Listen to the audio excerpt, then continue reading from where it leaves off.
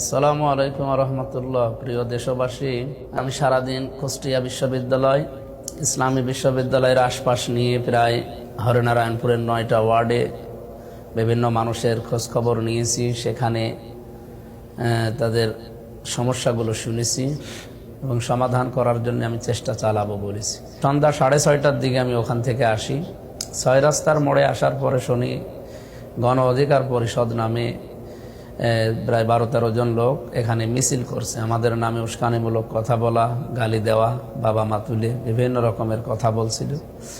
আমি প্রথমে এসে থানায় ঢুকে থানাতে ওসি সাহেবকে, সেকেন্ড ওসিকে নিয়ে আমার গাড়ির সামনে পেছনে ওনাদেরকে সাথে নিয়ে আসলাম। 6 রাস্তার মোড়ে আসতে আসতেই পুলিশের গাড়ি সামনে পেছনে, অথচ গাড়িতে আমার উপরে হামলা করে আমার গাড়ির কাঁচ ভেঙে দেয়। আমার পেছনে এই জায়গায় লাগে।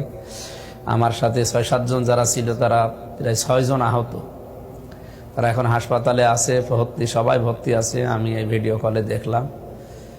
আর আমার চাচা ছিল, চাচাতো চাচা, ওর পায়ে আঘাত লেগেছে, পা দিয়ে রক্ত ঝরছিল, ওটা মনে হয় এখন ব্যান্ডেজ করে দিয়েছে। বাকি তাৎক্ষণিক জেলা জামাত মনে হয় বিক্ষোভ মিছিল বের করার কথা বলছিল। পুলিশের ভূমিকা আমি সেরকম পাইনি, পুলিশ নীরব ভূমিকায় ছিল। আমি ঘটনা ঘটার প্রায় আধা ঘন্টা 25 মিনিট আগে হয়তো এসপিকে, ডিসিকে কল দিয়েছিলাম। ওনারা প্রায় 5-6 বার করে, এক একজনকে আমি 5 বার করে, এসপিকে 2-3 বার করে কল দিয়েছি, ডিসিকে ধরে নাই কেউ। ওনারা পরবর্তীতে ঘটনা ঘটার পরে ব্যাক করলো, বলছে আমরা একটা মিটিংয়ে ছিলাম। আমি রেঞ্জ ডিআইজিকেও কল দিয়েছি, প্রধানমন্ত্রীর বিশেষ সহকারীকে কল দিয়েছি, আমার আমির জামাতকে জানিয়েছি। ওনারা ঘটনা শোনার পরে এটা পূর্ব পরিকল্পিত এবং এটা নেককারজনক ঘটনা। অবশ্যই এর পেছনে কারা কাজ করছে এটা আমরা জানি। যারা দেশকে অস্থিতিশীল করার জন্য চেষ্টায় আছেন, এর পরিণতি কিন্তু ভালো হবে না আপনাদের। আমি মামলা করব এখন।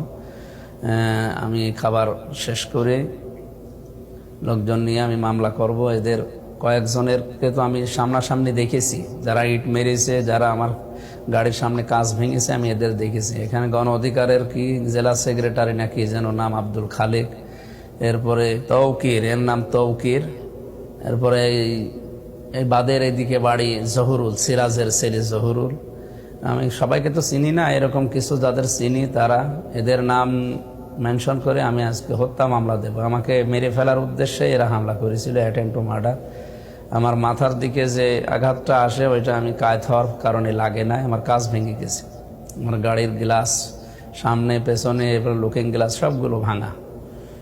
ড্রাইভার ওখানে নেমে সেভ করতে যায়, আমি তখন গাড়ি ড্রাইভ করে নিয়ে চলে আসি। এরপরে মারামারি শুরু হয়।